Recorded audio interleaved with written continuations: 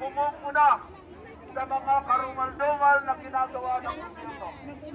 At hindi lang nila pinapatawag sa Kwanpong, hindi lang nila pinapatawag sa Kongreso, sila pa'y ikinukulong. Kailangan ng Pilipinas na hustisya!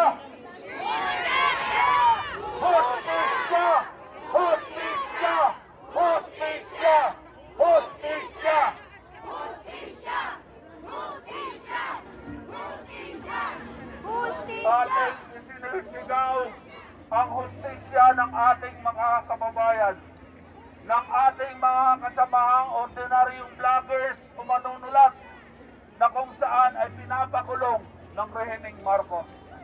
At ang pinakamasakit dito,